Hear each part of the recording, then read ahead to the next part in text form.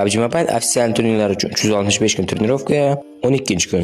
Bugun sizlar bilan birgalikda komandaga qo'shilib turganda qanday qilib anketa to'ldirishni ko'rib chiqamiz. Birinchi, komandaga kirishda bizga kerak bo'ladigan asosiy narsalar bu device nomi, masalan 13 Pro Max.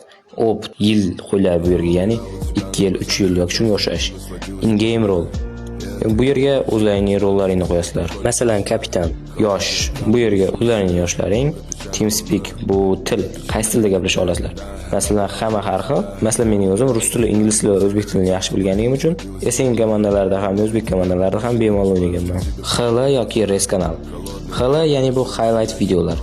Ya'ni o'yindagi eng chiroyli vaziyatlarni qo'yish. Res kanal esa bu mana bunga o'xshagan rasmlar tashlanadigan kanal, ya'ni rezultat. Extreme sizlar o'ynagan komandalaring. Masalan, men o'zim Cerberus, Exclusive Absolute, Classic Esports, M417 va shunga o'xshash komandalarda o'ynaganman. Qo'shimchaga sizlar o'zlaring xohlagan narsalarni yozishlaringiz mumkin. Masalan, komandaning CEO va menejer bo'lishi shart, ZP kerak menga. Shunga o'xshash. Agarda reklaringdan chiqishimni xohlasalaring, videoga obuna bo'lib, kanalga like bosishni unutmang.